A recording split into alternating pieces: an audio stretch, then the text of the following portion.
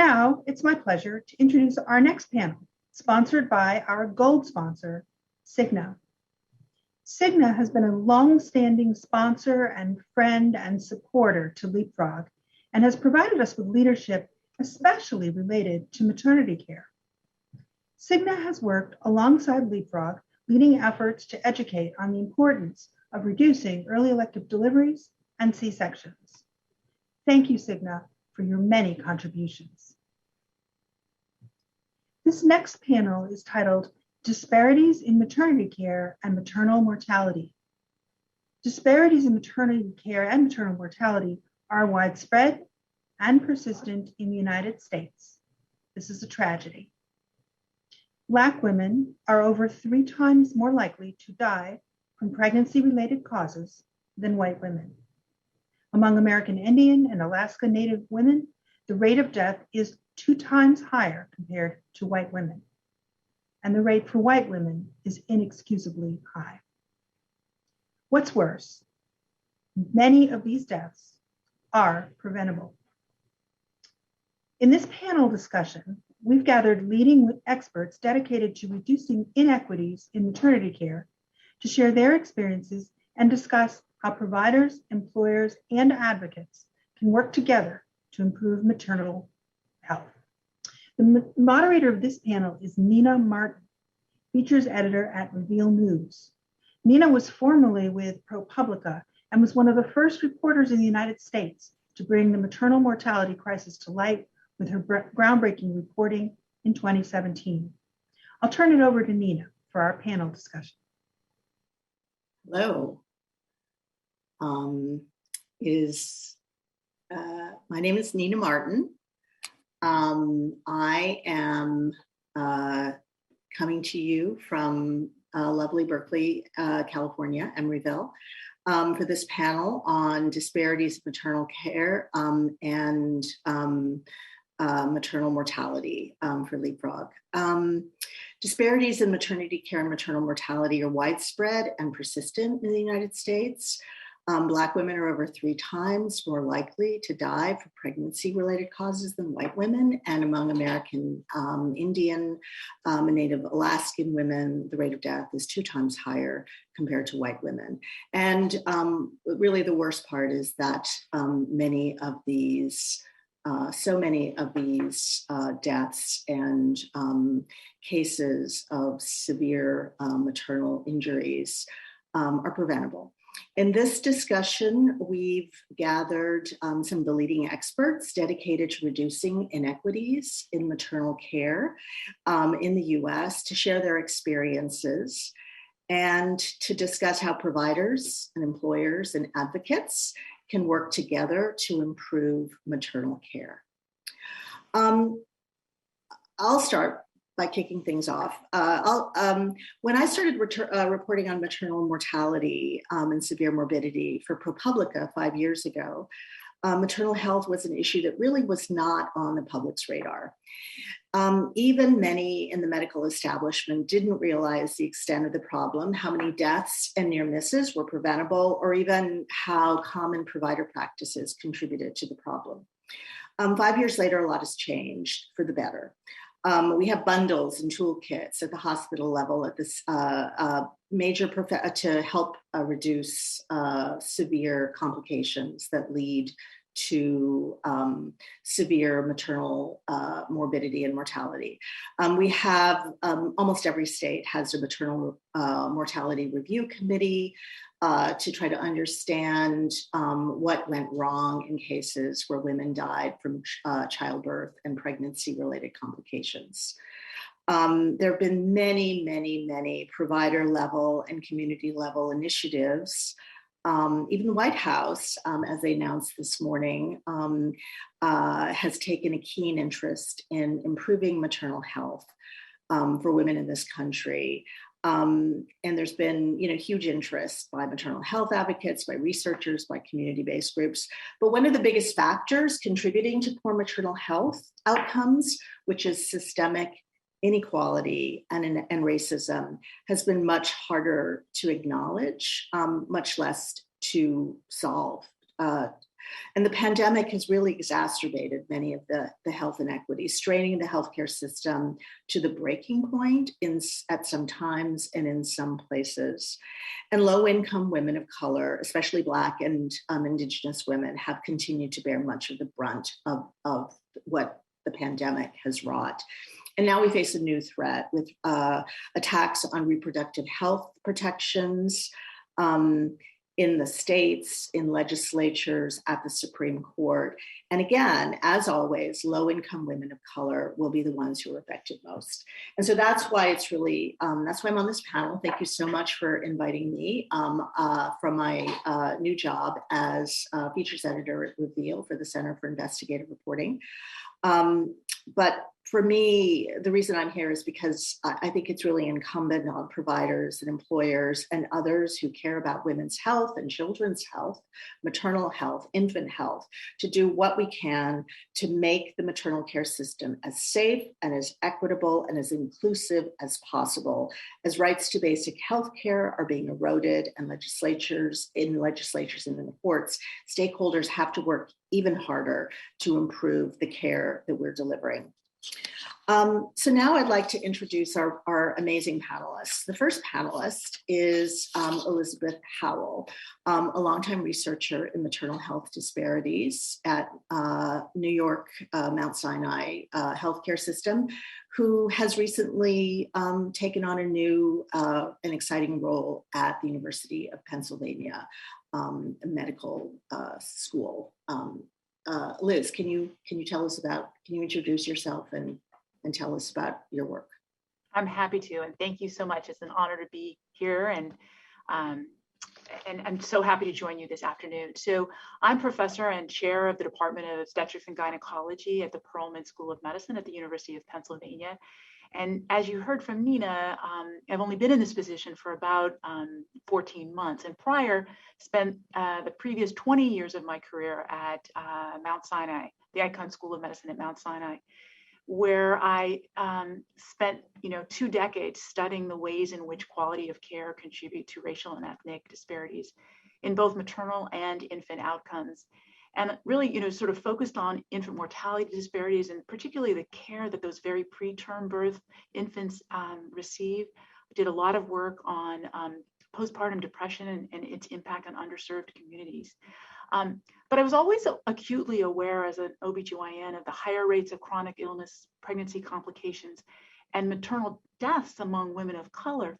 But because it was a relatively rare event, it was a much harder thing to study. And in about 2006 or 2008, Bill Callahan came out with this metric for the CDC called severe maternal morbidity, where you could then use administrative codes to try to get a better pulse on, how many times this was occurring across the country every year.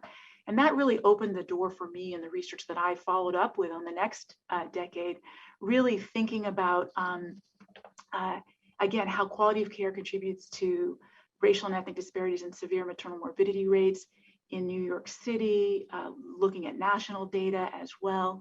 And then have also, in addition to sort of the research that I did over those last 20 years, had a really great partnership with a number of organizations, including ACOG, helped do the AIM bundles on peripartum disparities reduction, the CDC thinking about the ways in which we document racism and bias in maternal mortality review committees, and then at the policy level, again, partnerships with many to try to think about what are the levers that we can use to reduce racial and ethnic disparities in severe maternal morbidity and mortality. Thanks. Thank you so much, Liz. Now I'd like to introduce Wanda Irving. Wanda and I have known each other under very sad circumstances for 5 years. Wanda probably knows better than most anybody I know the real toll of maternal mortality and in the way it affects families and communities and children. Wanda, please introduce yourself. Tell us what you've been working on and how you came to be here. Thank you so much, Nina. It's always a pleasure to see you. And it's great to be here with such esteemed panelists and my friends, Dr. Liz and Dr. Lori. I'm co-founder and chairman of the board for Dr. Shalon's Maternal Action Project, which was founded in honor of my daughter, Dr. Shalon, whom I lost in 2017 to maternal mortality. Shalon was a fierce champion of equity and racial equality and left an impressive legacy. And we at the board have committed to continuing that legacy. We've only been in operations for 2 years, but we're pretty proud of the things that we've been able to accomplish. We built our agenda on, I guess you'd call them the AAA initiative: awareness, action, and accountability. So for year one, we've held several roundtables, discussions where we collected quantitative data. We met with legislators like Congresswoman Lauren Underwood, who was a really good friend of Shalon's, and Lucy Macbeth, to discuss the need for innovative legislation. We worked with Congresswoman Underwood and actively advocated for legislation like the Momnibus Act, which is now being passed. By the end of year 2020, we got a clear message that building awareness wasn't enough. So 2021, we concentrated our efforts on turning the awareness into concern and a willingness to take action. So in April 2021, we partnered with Tasha Oden French Memorial Foundation and the ARIA Foundation to create the annual Speak, Move, and Change initiative, which we see as starting a movement for change. We've had virtual series that incorporated art, ritual, spoken word, and movement as we unpacked Black maternal health, promoted positive change, and provided education on advancing birth equity. One of the things that we're very, very proud of is in June 2021, we launched the Believe Her app, which is a peer-to-peer anonymous empowerment tool, which was built by iRelate, our amazing tech partners on the iRelate peer employment platform, which was developed in collaboration with Microsoft. And this platform allows users to connect and engage in thoughtful dialogue. Now, as we're gearing up for year 3, we're very, very excited that we're going to be emphasizing accountability. And we're proud to say that we're collaborating with Dr. Karen Scott, creator and owner of the Premo B-Scale Suite. So over the next year, we will be working together with Dr. Scott to advance dignity and accountability in Black perinatal health and mental health. Sorry, thank you so much, Wanda. I had a little a mute issue as well. Now I'd like to introduce Brett Jackson, who is head of the Economic Alliance for Michigan, which represents, it has its members, employers and labor unions. And they have been doing some really interesting work around trying to improve maternal health outcomes and infant health outcomes for their employees and members. Brett, could you please introduce yourself and tell us a little bit about your role there and what you've been working on? Yeah, sure. So I am Brett Jackson, president of the Economic Alliance for Michigan.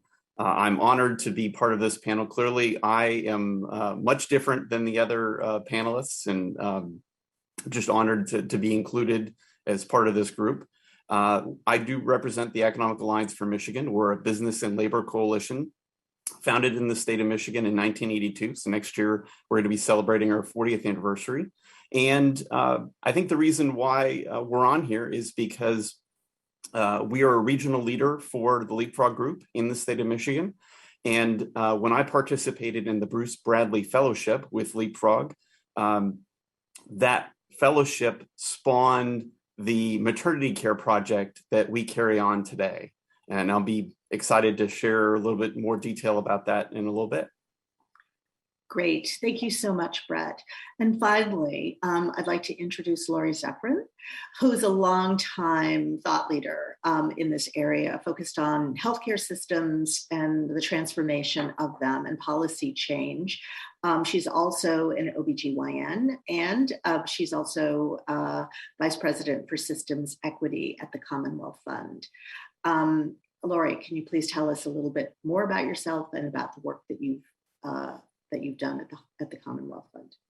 Sure, thank you. And thanks so much for having me on this panel. Honored to be here with everyone. I think, Nina, you talked about just the significant inequities that are present in maternal health. And when we think about maternal mortality, some of the work that we've done at the Commonwealth Fund highlights that maternal mortality rates are highest in the US compared to similar high-income countries. And it doesn't have to be that way. We know that addressing maternal health in the US is a real priority. And this is an exciting time, as you mentioned, just given the federal and state interest in action, as well as the local advocates moving this forward. At the Commonwealth Fund, the Advancing Health Equity Program, we have 3 major focus areas, and bringing together work that I've done in health systems and health policy, and also on the ground as an OBGYN, really bring that perspective to our work. And our 3 main focus areas include: how do we change culture, how do we promote anti-racism in health systems, and promote health equity in policies. And really thinking about it from how can we help advance health systems, as well as in advance health policy and addressing with key issues. I'll talk addressing key issues around maternal health.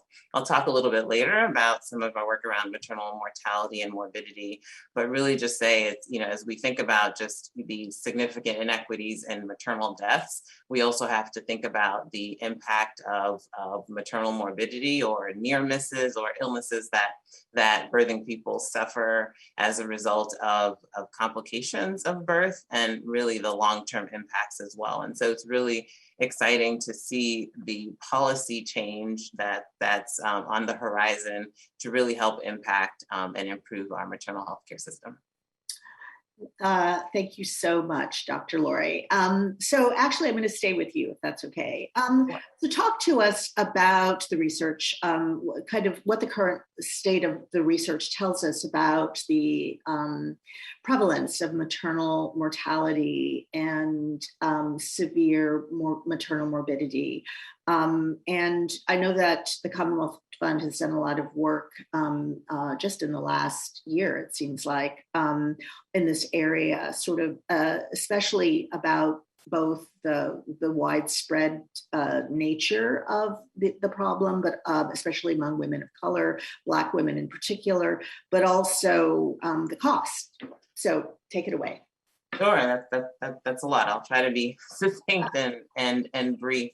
Women in the U.S. are more likely to die before, during, or after childbirth compared to other birthing people in high-income nations, and those rates are continuing to increase. And we all know it shouldn't be that way. We've looked at differences between the U.S. and other high-income countries. And it's primarily because we handle healthcare and maternal health care very differently here in the United States. Well, first, birthing people aren't guaranteed health insurance throughout their lives. Second, you talked about the impact of systemic racism, which contributes to the significant health inequities that we're seeing. So our healthcare system doesn't guarantee good outcomes for people of color, and this is especially true in maternal health. Third, our health system has a shortage of maternal health care providers overall, including OBGYNs and midwives. And also we have an imbalance in terms of just the number of midwifery providers that we have. And finally, the US is really the only industrialized country that doesn't guarantee paid maternity leave, for example. And so we can definitely do better. I talked about, and I'm talking about maternal mortality. We also see this with maternal morbidity, right? In terms of just the complications that people may suffer as a result of birth, and that has significant implications over the long term. And the maternal morbidity rate in the US, we see that a lot of that occurs also after leaving the hospital, meaning after birth, when people are home trying to be with their newborn and recover from the birthing experience. We recently did some work at the Commonwealth Fund to better understand the costs associated with maternal morbidity, to just really highlight the importance of investing in maternal health more broadly, and also making sure that we're talking about the near deaths or the near misses, as well as the mortality. And we looked at 9 common maternal morbidity conditions associated with birth. And we came up with the cost of which takes into account lost wages, for example, or the impact on birthing people and their children, came up with a cost of about $32 billion. And maternal morbidity really encompasses like physical and psychological conditions that can result from complications during pregnancy. So as we think about the broader burden of this, I mean, it should just be enough to know that these inequities exist, but also the added knowledge that there's significant costs on people's lives is really important. And you mentioned also, Nina, in terms of the impact of systemic racism and inequities. I think that's really important for us to better understand these disparities, to better understand why. And as we think about a root cause analysis of why this is happening, like why do we see these inequities in Black and Indigenous people? Why are they suffering higher rates of maternal mortality and morbidity? We see, for example, higher death rates from conditions such as preeclampsia or cardiovascular disease or blood clots, despite most of them being preventable. It could be delays in reaching and accessing healthcare, delays in diagnosis by providers, more severe symptoms in advanced disease, people not receiving appropriate care based on standards. And why do we see that people are not receiving appropriate care based on standards? Is it because of less access to care overall in terms of the coverage challenges that we talk about? Is it concentrated use of hospitals with poor quality indicators? And Dr. Howell has done a lot of work on that in the past. Is it people not being listened to by providers? And there's definitely data supporting that as well. And when we think of why these factors, such as decreased access, decreased coverage, not being listened to, why does that disproportionately affect Black birthing people and Indigenous birthing people? Well, we have to understand the impacts of structural and internalized racism and the intersectionality of gender and race and how that impacts people's health. We also have to understand the impacts of upstream factors around residential segregation and economic inequality and lack of access to insurance coverage. And we also have to better understand implicit and explicit bias of providers and how that impacts health. And so key to addressing these inequities and disparities is really to be able to understand the root causes of why we see these inequities, to ensure that we can improve maternal health for birthing people. Thank you so much. That was great. And I want to clarify, when you talk about $32 billion, you're talking about, is that an annual amount or is that an amount over how many years? Thank you. We looked at the cost over 5 years. And so the $32 billion, thank you for asking that question. The $32 billion looked at 9 common maternal mortality and morbidity conditions, because that's where we could find the data relating to some of the long-term costs. And we looked over 5 years. Okay, great. Thank you. That was a great segue into Dr. Elizabeth Howell. You've done a lot of research, as Dr. Zephyrin said, about maternal health disparities, a lot of it at the hospital level. And you, as you also mentioned, you've played really a huge leadership role at a lot of national organizations, medical professional and patient advocacy organizations to try to improve outcomes. Can you talk a little bit about, like, for this audience, for this Leapfrog audience, what are the 2 or 3 most important things to kind of understand about hospital level disparities in maternal care and outcomes? Dr. Zephyrin's done a great job of kind of giving us the broad sweep. Tell us specifically about hospitals and what you've learned.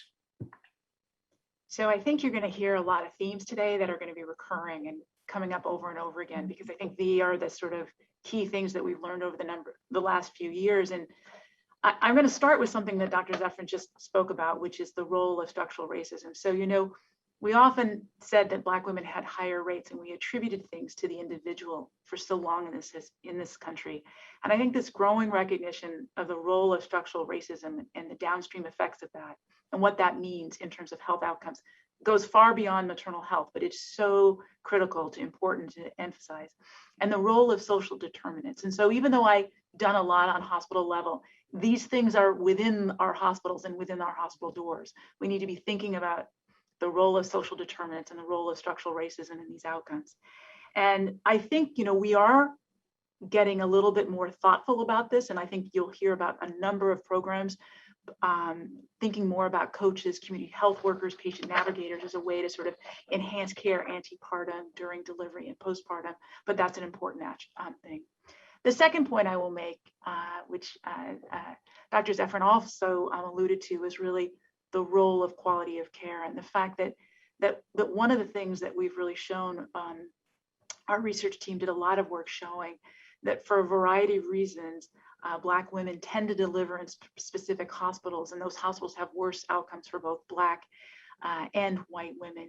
And we did this with national data many years ago, showing that about 75% of all Black deliveries occurred in a specific set of hospitals, while only less than 20% of white deliveries occurred in those same hospitals. And outcomes were worse for both Black and white women. And yet the hospital characteristics that we often associate, such as, percent Medicaid, teaching status, ownership, those kinds of things that we often look at in the literature, while they were associated with the outcome, they never explained the variation. And this variation has been really striking in New York City, where we've done a lot of work showing that a woman's risk of having one of these events can be 6 times higher in one hospital than another, and that Black and brown women are much more likely to go to those hospitals with worse outcomes. And we actually did some simulations showing that up to, almost 50% was 47% of the Black-white disparity, and a little more than a third of the Latino-white disparity in New York City in terms of rates of severe maternal morbidity were actually due to differences in the delivery hospital. So segregation of care in some ways, we can think about it. There are a lot of parallels with education, but I think that's really what we showed. The third thing I would say, and this is part of the research, is it's not only that Black and brown women are going to different hospitals, but it's also that these disparities are occurring within our hospital doors, within an individual hospital. And so we did research really asking that and looking at that question. And we did find that even within the same hospital, Black and Latino women were much more likely to experience a severe maternal morbidity event, even after accounting for patient risk factors such as age, obesity, hypertension, and very importantly, we accounted for insurance type. So in New York City, there had been a lot of discussion around whether this was all driven by insurance status, and was it that Medicaid and Medicaid managed care, women insured by those were receiving care on a different pathway and were not receiving the same level of care. And actually what we found in New York City was that a woman who was commercially insured and a woman who had Medicaid had the same risk of having a severe maternal morbidity event in any given hospital. But it was actually at the hospital level that percent Medicaid seemed to matter more, such that hospitals with higher percent Medicaid had an overall higher risk. I'd say that I think this work altogether, and I just wanted to end by saying that I think our findings both between hospital differences and within hospital differences by race really are consistent with this notion of thinking about the ways in which structural racism, both why women are going to different hospitals, and bias, as you heard about the failure of many of our providers to really listen to women and to listen to their complaints. We've heard stories, and we will hear stories, more stories, I believe. But you know the Serena Williams story, the Dr. Shalon Irving's story about not being heard, and these things are actually happening within our hospital doors, and I think that's the thing that we have to start thinking about. So I'll end there. Okay, great, thank you so much. That was a really good transition into Wanda Irving. Wanda, you you play an important role as an advocate through the organization that you founded in your daughter's honor and memory, and also but your experience with her care.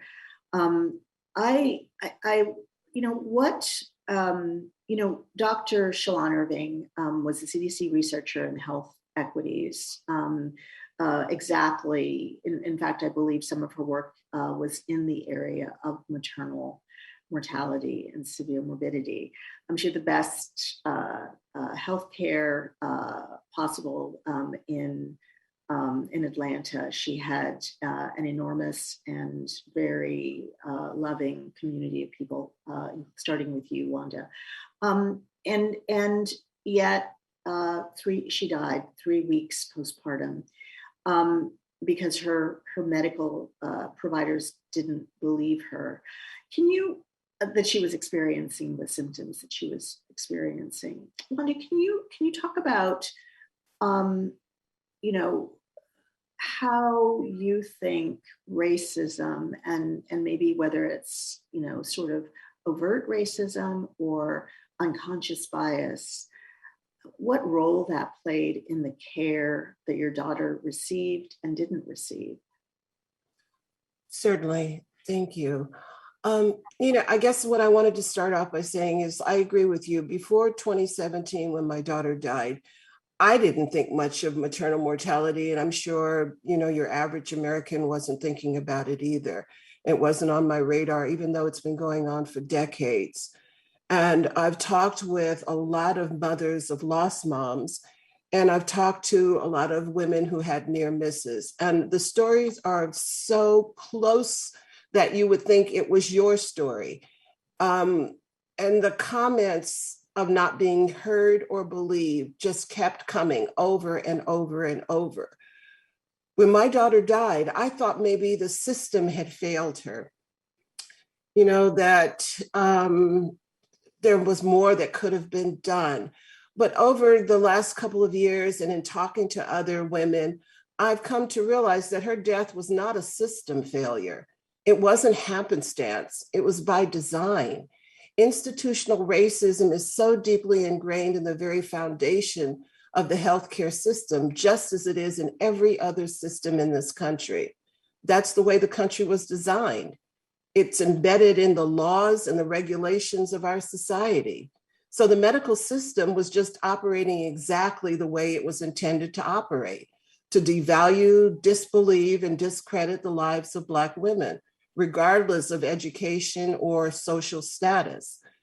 Now, 60% of the maternal deaths are preventable if only medical providers would just listen to women and believe women.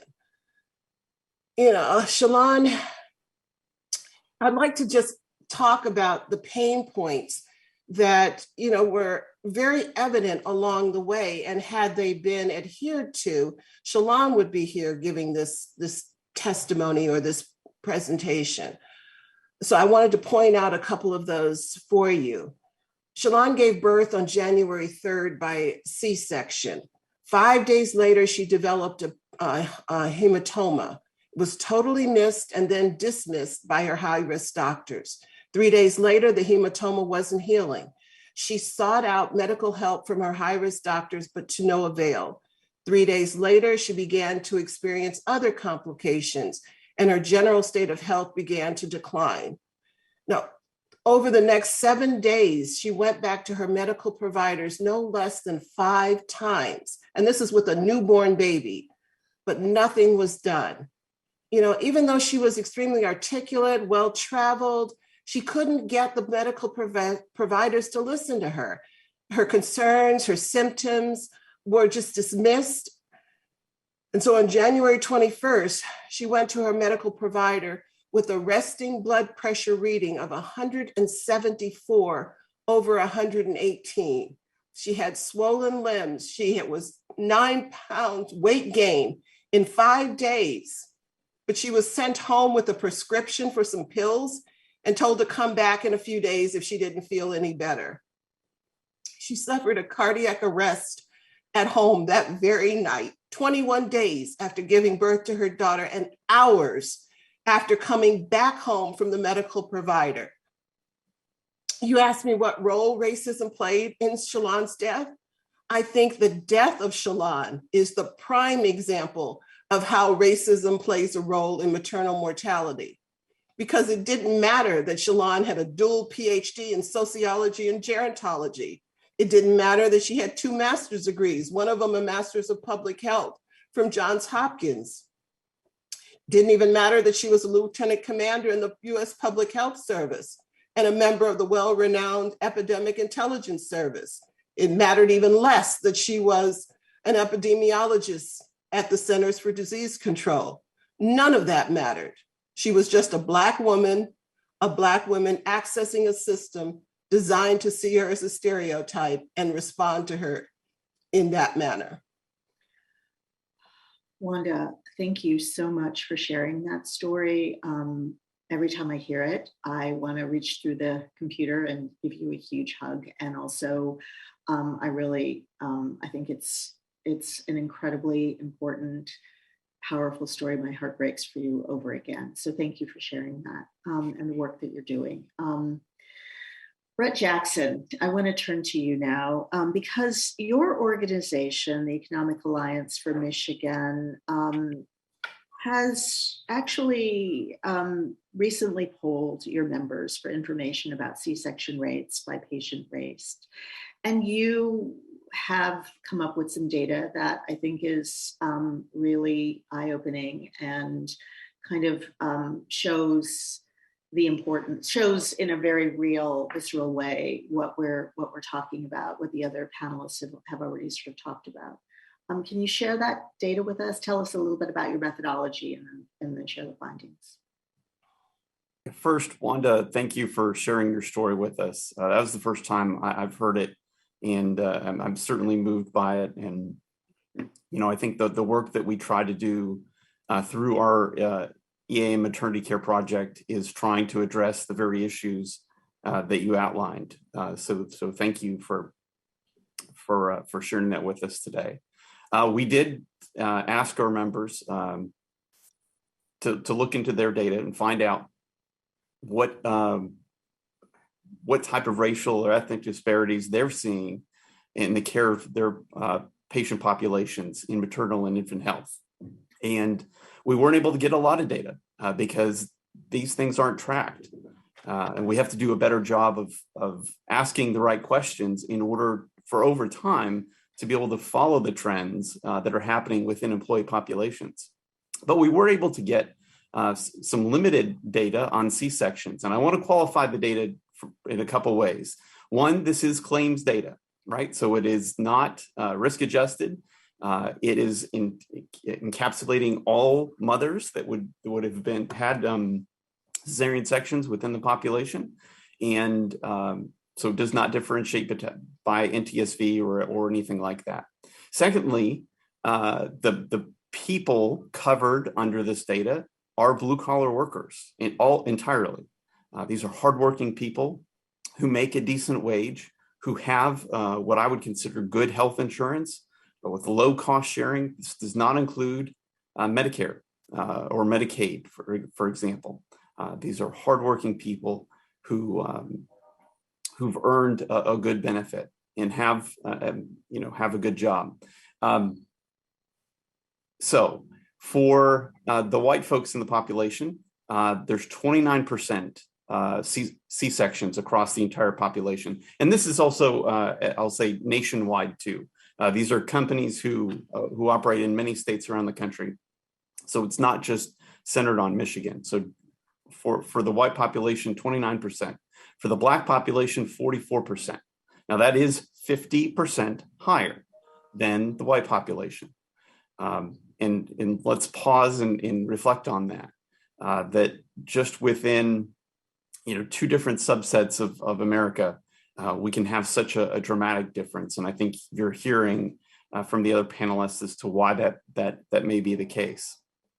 But I also want to move forward and say, for the Hispanic population, the number is significantly higher.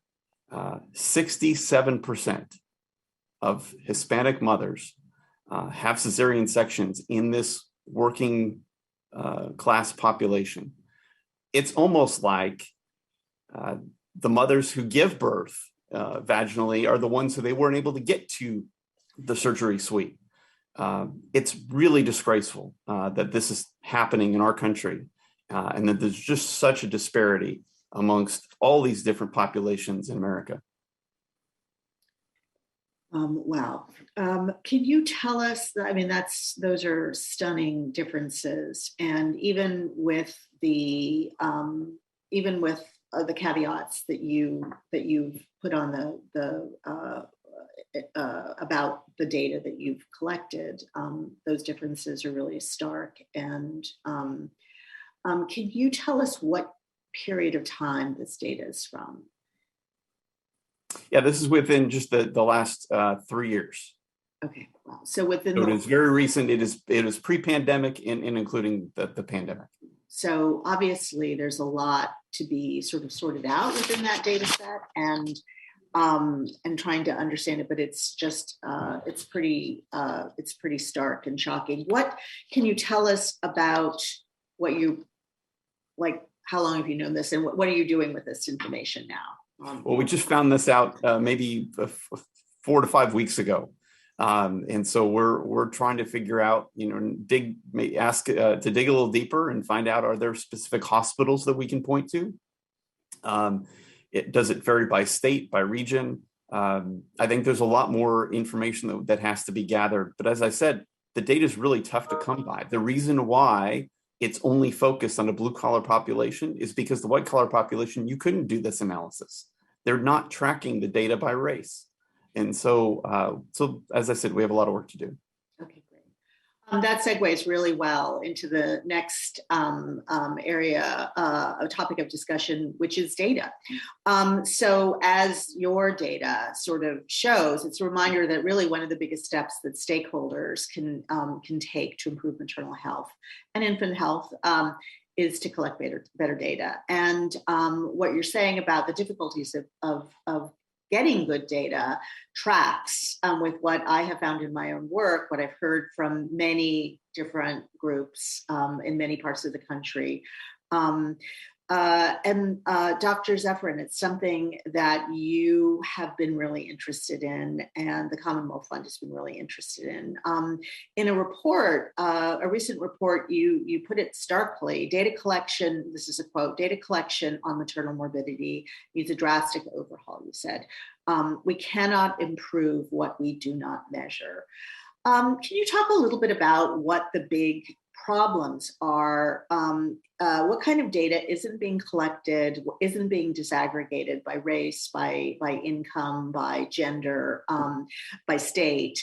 Both kind of, where you see the biggest data gaps being. Some of it I know is sort of government data, lack of government, good monitoring and data from the government, but also maybe at the provider level.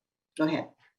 Sure. And, I always start out with saying, we measure what we value, and the data piece are critical to that. And so when we think broadly about data, being able to disaggregate the data we collect by race and ethnicity and language and sexual orientation, language, it's really critical. It's a real and SOGI data. And so that's really critical.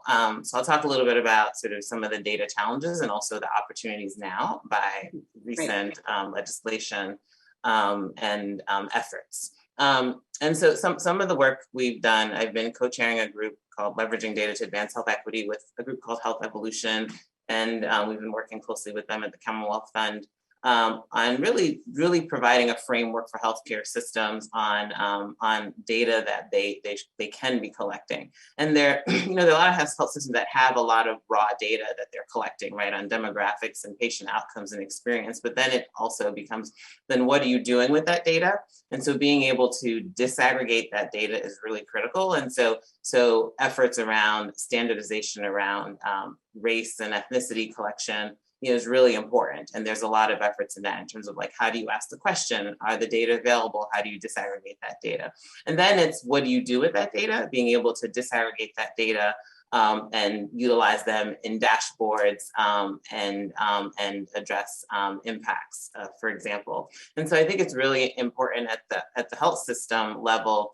It's what data are being collected, and with that data that's being collected, can that data be disaggregated, right? And so what's already being collected from a quality standpoint, and being able to disaggregate that data to understand where the inequities are, and then further able to intervene on those inequities. I'm really excited by some recent data-driven collaborations. I mean, HHS just recently announced a collaboration with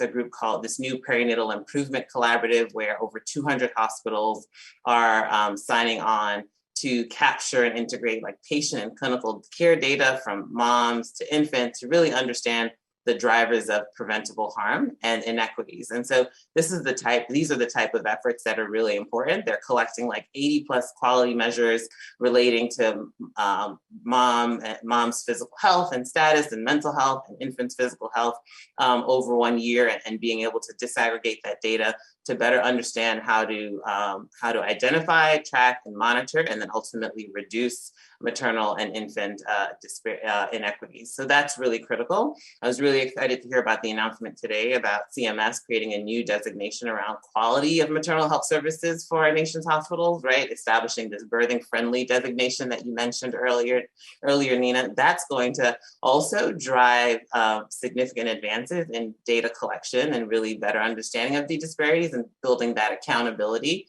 around those disparities as well.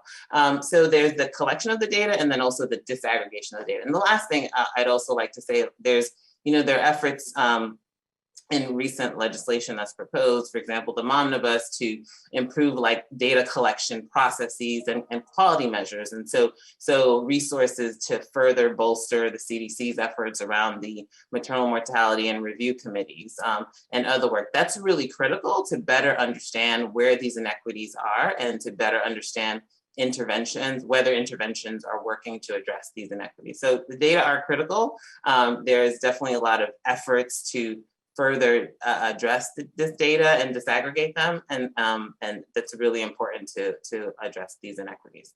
Okay, great, thank you. I am just looking at the clock and realizing that this conversation is fascinating, and we don't have a whole lot of time left. So I'm going to put together some questions, I think. What I would love to do is have each of you sort of talk about the things that providers, hospitals, employers, insurance, advocacy groups can do, are doing to improve maternal care for women in general, and low-income women of color, in particular. Some of you, I'll start with Dr. Howell. You, as we say, have recently taken on a new role where you have gone from, where you now have a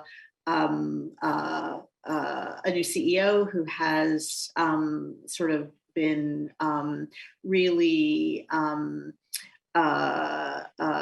very committed to improving maternal health outcomes for Black women, and by addressing health inequity, and you're in a position to be able to kind of do this. So let's start with you by talking about a couple of things that you've done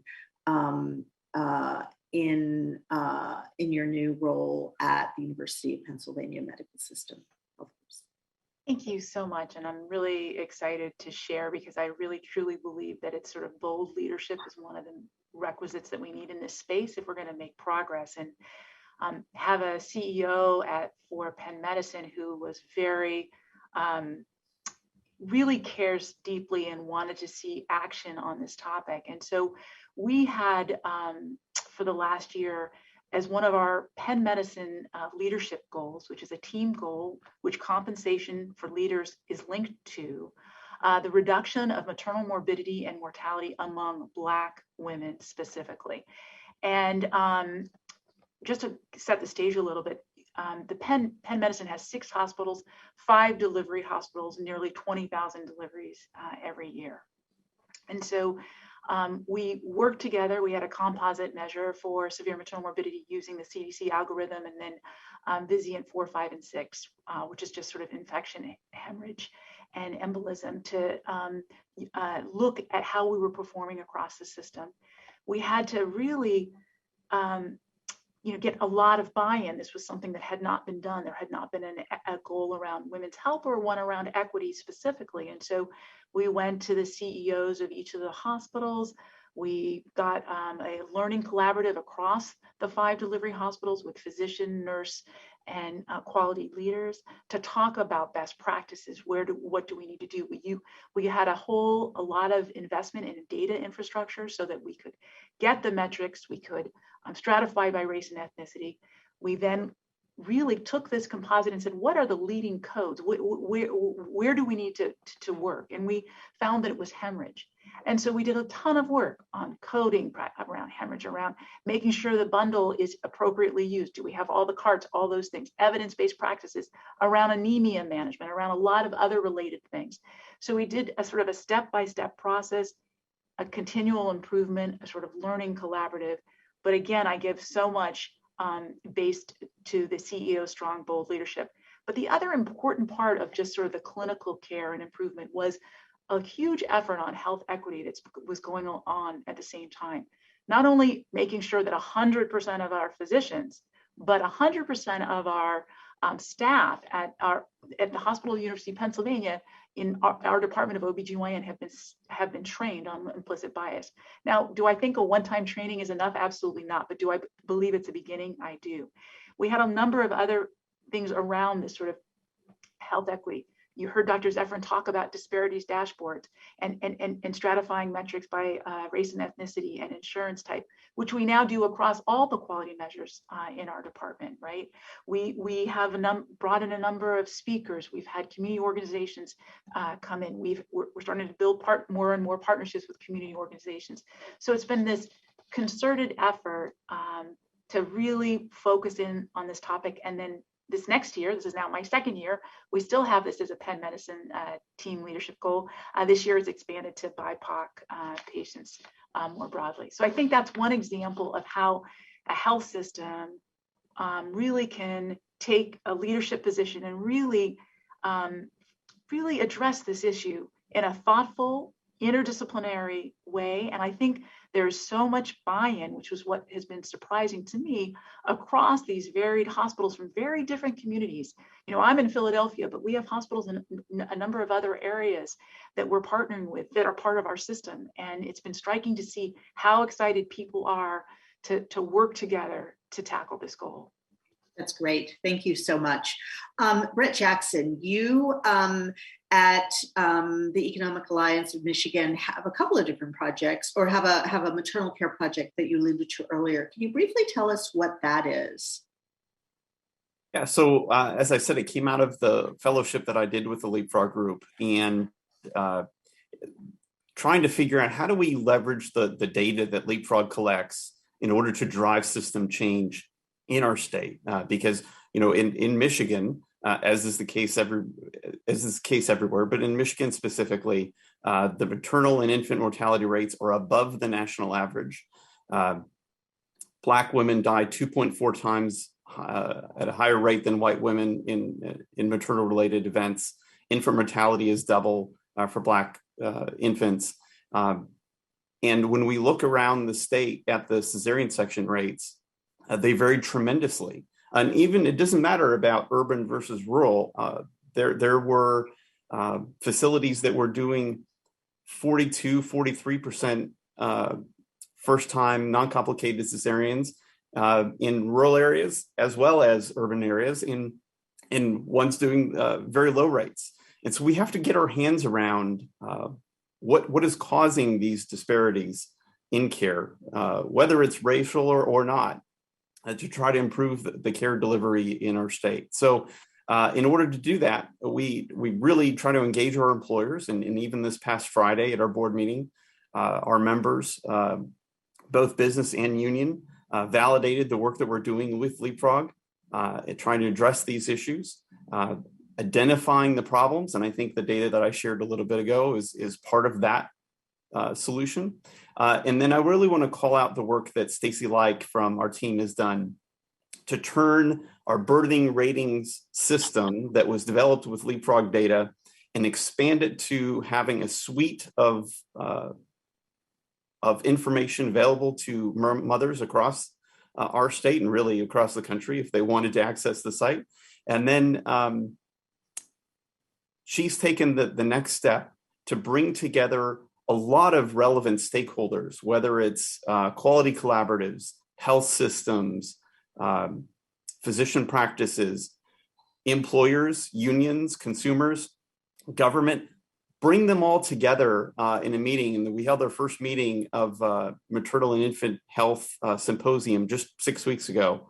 And, Stacy's been a real leader in trying to bring all these people together and figure out a way that if we can develop common goals amongst all these different stakeholders, and we can incentivize the right type of care, that maybe we can address these problems. That's great. You also, as I recall in a previous conversation with you, there were some employers, obviously individual employers have a big role to play in terms of improving, putting pressure on the system to improve, and also maybe making improvements in their benefits packages, for example. Can you tell us a little bit about what you have seen in some of your that some of your employers members have done, or labor union members have done, that really could show other people in this audience kind of what's possible? Yeah, I think that the tech sector has actually led the way. Even things such as freezing of eggs is a standard benefit for companies in the tech sector. But even, longstanding manufacturers like General Motors have increased their family leave policies. For a new mother, she can take 12 weeks of paid family leave from the company, take another additional 8 weeks of FMLA. So she's at 20 weeks. The men, the male partners, can also take the same 12 weeks as the women do. So that's a really great advancement in leadership that GM is showing, and a lot of other companies are going down this direction. GM is also adding a infertility benefit. So the hope here is to be able to cover women's care from the beginning all the way through to post-birth care for both the mother and the infant, in order to hopefully help the long-term health of their population. Dr. Zepra, you obviously have been following closely a lot of the things that have been happening at the federal level, in particular, since the Biden administration took over, but before that as well, in terms of improving care, especially in the postpartum period. As you said, as everyone here has really alluded to, as dangerous as pregnancy and childbirth are for many women in this country, especially Black women, low-income women, the postpartum period is really, really, really kind of a cliff for many women. And so tell me about kind of just catch our audience up to kind of what the big changes have been that have improved care in the postpartum period for women, and also what you think needs to happen in the whether it's through the Momnibus or other efforts. Sure, Nina. Happy to. Well, when we think about the birthing process, the concept of everything is finished at delivery. I think we're at birth, we're beyond that concept. We know through the data about half of maternal deaths and morbidity occur after birth, even more than half. And so it's really important to think about the needs of the birthing person and their family for after birth, even up to the year after birth. So it's very exciting to see that in the American Rescue Plan Act that was passed earlier this year, oh my God, it was just this year, that it gave states the option to expand Medicaid coverage, up to a year. And currently, hopefully, there's new legislation in the Build Back Better Act that'll be permanent and mandatory coverage for all states to cover postpartum coverage up to a year for Medicaid. I mean, currently, prior to these new sort of provisions, Medicaid would end after 60 days. And so, birthing people, moms, their families would be really left to fend for themselves. And it's really important that people have coverage, and coverage is a key aspect to addressing inequities. It's not the be all end all, but definitely having insurance coverage is really critical. I think the other piece that's really important is now that people can have coverage up to a year postpartum, really thinking what that looks like. And it's really important to incorporate the full suite of services that includes integration of mental health, being able to address social needs, being able to access a provider that listens to them and provides them with high quality care. And so really thinking about what does that 4th plus trimester of care look like, it's really important. And so that goes to other efforts around ensuring that there are community-based models of maternity care that are supported, how to grow and diversify the perinatal healthcare workforce, how to ensure healthcare quality and delivery to people receiving care across the birthing experience, even up to and beyond a year postpartum. Okay, that's great. That's really helpful. Wanda Irving, I'm really interested in the Believe Her app. I mean, I think that what my sense is that it's as tell us all what it is, how it works, why it's necessary, and how it can help improve outcomes for women in general, but Black women in particular, Black birthing people in particular. Certainly, Nina. The Believe Her app is a peer-to-peer empowerment app that is chat-based right now, but we are in the process of bringing out some really impressive new elements to the app. It will now, starting in probably a couple of weeks, it will have artificial intelligence built in. So if in fact you come into the app and you have a need to get resources or you have a question, the bot will automatically connect you with the wealth of information that is on the app that's been supplied by a lot of vetted organizations, HHS, CDC, all kinds of agencies that you can trust with the information. It is through Apple or through Google. You can go on and download the app, and you can find, I think we have about 20 different rooms right now that basically talk about different aspects of pregnancy, from perinatal, mental health, postpartum, et cetera.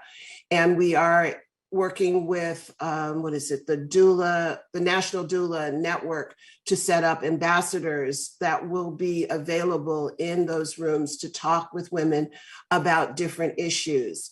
Now, we're not a medical app by any means. We're a peer-to-peer app, which peer support has been, I think there's evidence for that in the data, that kind of support can save lives because it increases it validates your place. It talks about self-empowerment.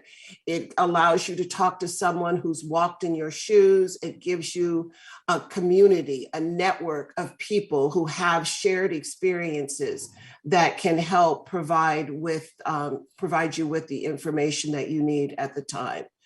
And what we're really proud about is that the PRIM-OB scale created by Dr.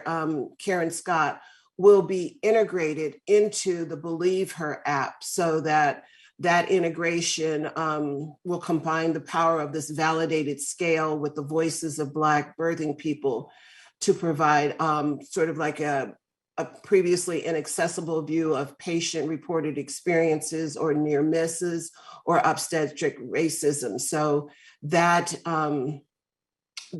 that integration will also lead to, I think, mitigation and more accountability in the hospital and medical system. So as part of the goal of, obviously the primary goal, it sounds like, of the Believe Her app is really to help women and empower women to help each other and reach out to each other.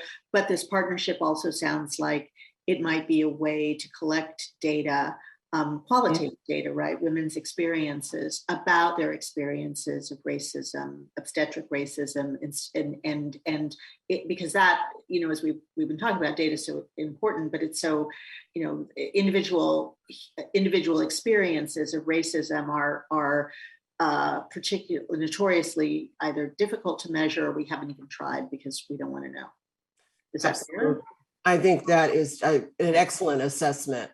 And what it does is it will also identify a lot of the gaps that are ongoing limitations in, you know, actually conducting appropriate needs assessments and precluding responsiveness to obstetric racism, so that there is that mitigation piece and escalation strategies that's going to be built in as well. Okay, great. And then finally, I want to just turn back to Dr. Howell.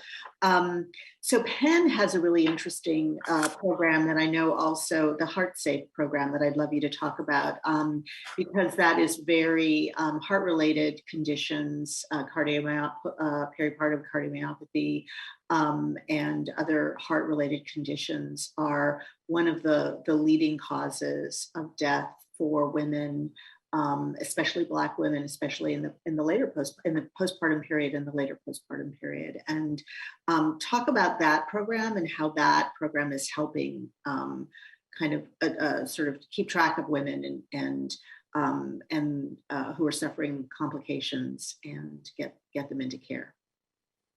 Sure. So this is something that was developed by two of my colleagues here about 5 years ago, called HeartSafe Motherhood, which is a program that's really directed to postpartum patients who have known hypertensive disease.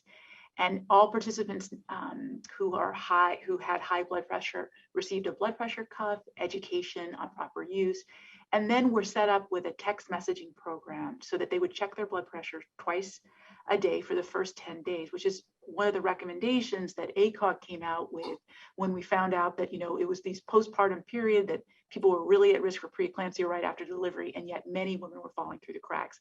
So they did an RCT here. This is before COVID, and they found that it actually reduced postpartum readmissions, and that it actually narrowed the disparity in blood pressure, checking of blood pressure and ascertainment in that in the postpartum period between Black and whites. And so it's a program that's now been implemented across the 5 delivery hospitals at Penn Medicine, but then the City Department of Health here in Philadelphia got a grant from Merck for Mothers, and now it's being implemented and worked on across the downtown delivery hospitals outside of the Penn Medicine system. But I just wanted to really quickly just make another plug that just shows you about I think one thing we haven't talked about is the role of technology and all the ways in which we should be thinking about it. I mean, we've heard from Ms. Irving about this app, which is wonderful, and the idea of using artificial intelligence in ways.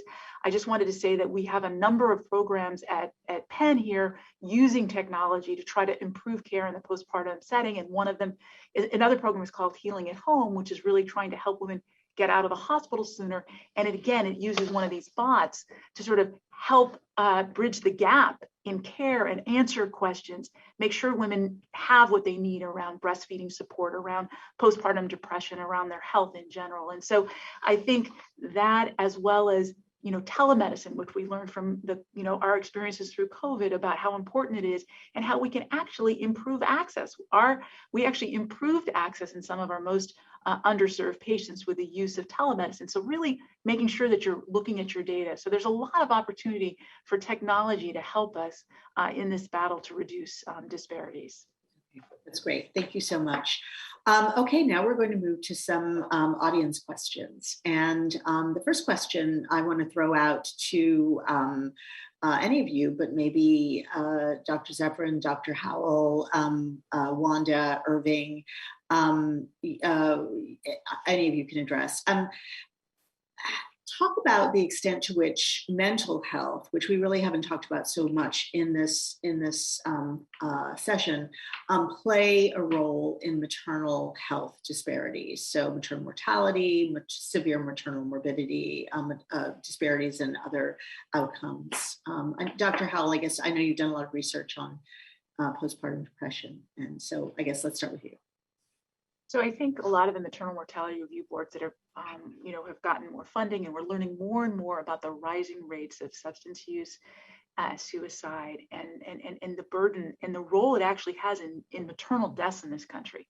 So in addition, obviously, we know there's significant morbidity that women suffer. And, we've, for a lot of years, been thinking about, you hear about 15% of women have postpartum depression, but let's remind ourselves that just a positive depression screen is much higher than that. So symptoms, which actually then interfere with your ability to care for your children, your ability to care for yourself. We also know that morbidity itself, having experienced one of these events, losing your uterus because you bled so much, these are traumatic things that happen to women during their delivery hospitalization that then has consequences afterwards in terms of mental health. So this is a huge area, not only in terms of death, but in terms of morbidity, that we need to be incorporating and thinking about and addressing postpartum. Dr. Zephyrin, what does the research that you've been looking at tell us about mental health issues and maternal disparities, and also just sort of what we can do to kind of maybe narrow that gap and improve outcomes for women, for birthing people, and for their babies and their families? Right. Sure. I mean, I echo what Dr. Howell just mentioned. It's really an important aspect of the morbidities that we see in the recent work that we supported with Mathematica, where we looked at the costs of maternal morbidity. The largest costs included maternal mental health conditions. And I always like to, say it's really important to understand the mental health impacts. I always recall, a patient I had a long time ago who had come to the health system to see me. She hadn't been to a healthcare provider in over a decade because she just had such a traumatic birth experience that coming to back to the healthcare system was traumatic for her. And so when we think about the maternal mental health cost, there's the costs of mental health, whether we're talking about anxiety, depression, but also the impacts of trauma from what people experience. And it's really critical to address that as well. So as I mentioned, like the largest cost that we saw when we looked at what's relating to the $32+ billion relating to maternal morbidity were related to maternal mental health costs. So what that means on the policy side and the delivery system side, as we thinking about maternal health and postpartum care and even primary health care, which I incorporate into that, it's really important to increase capacity of mental health providers, whether we're talking about psychologists, psychiatrists, those with expertise in maternal health, being able to integrate that into postpartum care is really critical and really important. And as Dr. Howell was mentioning earlier, really highlighting technology and telehealth as options to expand the capacity of mental health providers and people to access them as well. Wanda Irving, I don't want to leave this question without asking you just to talk about this from your own experience, both as an advocate who talks to lots and lots and lots of women, who gathers this information through the Believer app, but also because you saw this with your own daughter, as I recall, her mental health not being believed and sort of having to kind of juggle, the fact that she was suffering complications, she wasn't being believed, and she was literally having to go to the doctor day after day after day. Took a huge toll emotionally and mentally as well as physically. It absolutely did, Nina. And I think had there been that kind of virtual community that she could have gone to just to validate her own mind that, okay, something is wrong. Maybe I'm not crazy. Or that she got the kind of self-empowerment to say, okay, enough is enough. I'm going to the hospital and I'm not leaving until you do something about this. But, without that kind of support and advocacy, because even though I tried to do what I could, unless you speak the language of the hospitals, unless you look differently than I do, then you don't get heard. You don't get the kind of respect that would have gotten her the help she needed. And she was always afraid, when I came around, she says, Mom, please don't get mad because all they're going to do is put you out. And I need you here. So it would have been the angry Black woman syndrome. And she didn't want that. And she, as her health declined, you could see that the mental state was declining too. It was just that she was at a place, it seemed almost that she was just, well, no one believes me. No one is willing to help me. So, I'm just going to accept whatever happens. And that was not Shalon. Shalon was a fighter. But having a baby with GERDs that was born, I guess, 3-4 weeks early, having that kind of responsibility and up with that, plus having the complications and the hematoma, and it was just too much. And she needed someone like the Believe Her app, which is available 24/7, 365 days a year. And it supports 54 languages. So had she been able to go on there and say, help, what should I do? I'm in this position. Somebody help me because I can't get the doctors to do so. Okay, great. Thank you. Thank you again for sharing that really painful experience, but it's really important for this audience to hear, I think. I'm going to shift slightly. Another question. We only have a few more minutes, so but I want to throw out to the researchers on the team, Dr. Howell and Dr. Zephyrin, and but also Brett Jackson, if you have any insight into this. I mean, we know that the U.S. falls far behind other countries in reducing maternal mortality. What are there any lessons that we can quickly, I know this is a big question, but are there any lessons that we can take from other countries that have improved or that have, the UK is often cited as having a system of really kind of trying to reduce maternal health or improve maternal health outcomes through research and data in a way that the US doesn't really have, but there are other countries as well. So Dr. Howell, let's start with you. I think, they're the ones with confidential inquiries that they did, decades ago, where they systematically review maternal deaths to try to understand what are the underlying causes, looking at what, the communication failures, all the things that we've learned about what's preventable and sort of a whole framework of thinking. So they've been way ahead for a number of reasons. I think Dr. Zephyrin already talked about a different type of approach to healthcare, which has its downstream effects about how women are cared for when they're pregnant and what kind of leave they get after they deliver and all of those kinds of things. So I think the entire social policy around these things is quite different. The other thing, though, I would add, though, really quickly, is that they also have a 5-to-1, they have a significant racial and ethnic disparity there as well. And so despite these a lot of really good work, they too have work to do in this space. And I know that there are some shared lessons that are starting to occur as a number of countries are starting to really think about tackling this issue. So I'll turn it over to one of my colleagues here.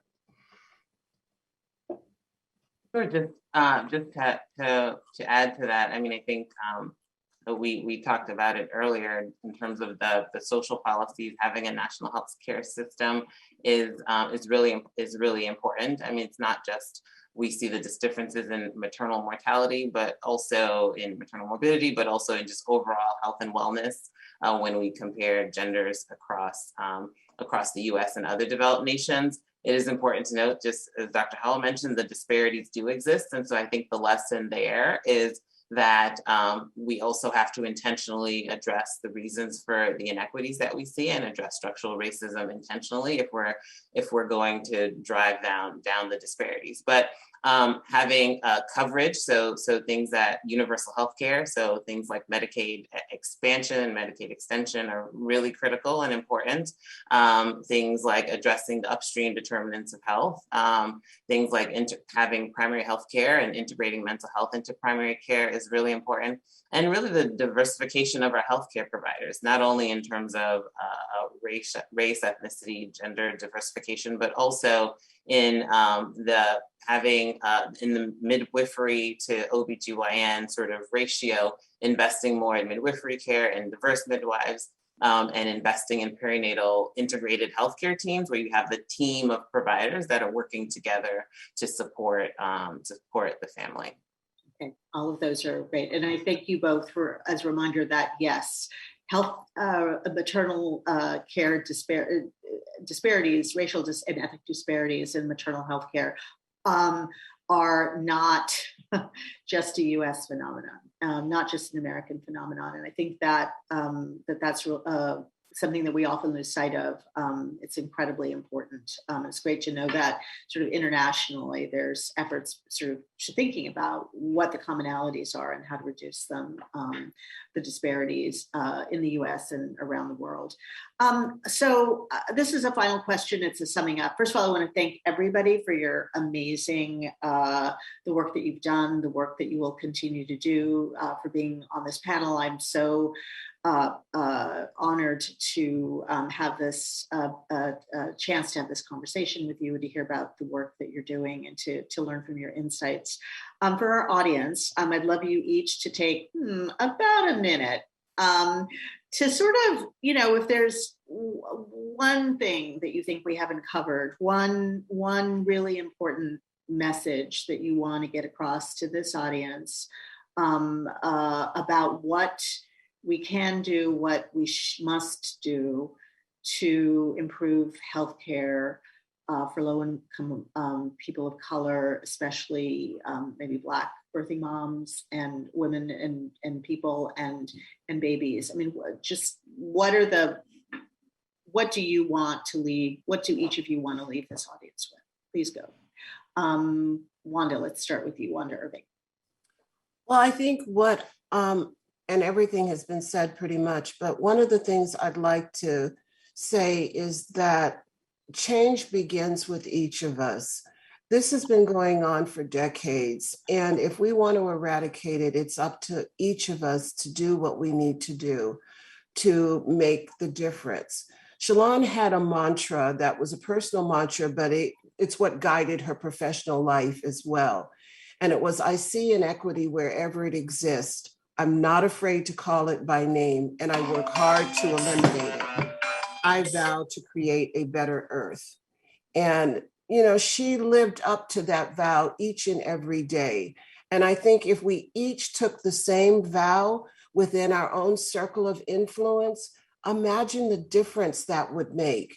If you were willing and able to call out discrimination, call out inequity, call out racism wherever you see it, and say, look, it's not going to continue to happen on my watch, then we would see a tremendous difference. Thank you, Wanda. Thank you so much. Each of the rest of our panelists, you have about maybe 30 seconds. Brett Johnson, please. Hello, Brett Jackson. Oh, yeah, no. So we have to, I think it starts with information and data. We have to support organizations like Leapfrog, which is reaching out to the community, getting the data, and then empowering mothers to make choices around the country on where they should go for their care. Employers have to demand that they get their data by race and ethnicity and other social factors so that they can understand where their money's being spent and how the care is being delivered differently. I think it begins and ends with data, and supporting Leapfrog and other organizations that have transparency at the heart of their mission is really important. Thank you. Dr. Howell, Dr. Zephyrin, do you have anything you'd like to add? Just really quickly about how important quality measurement is and how we need to expand our portfolio, thinking about patient-centered metrics in the space of maternal health care. And I would like to combine that a little bit with thinking about payment reform. And, are there opportunities? We're now paying for, specific NTSV rates. Well, what about equity? Why aren't we incorporating equity in the way we're thinking about some of these issues around payment? And I think that there's a lot of opportunity there. Dr. Zephyrin, you have the last word. I think just to add, it's really about systems and structures and how we can build in accountability and make systems better for the people in them. And I think it's really the thinking through the design of systems and in creating incentives so that people have equal experience, equal outcomes, and equal treatment when they come to receive their care. Thank you all so much for your time, for your insights. It's been a real honor to speak with you today. And we are done here, I think. Thank you.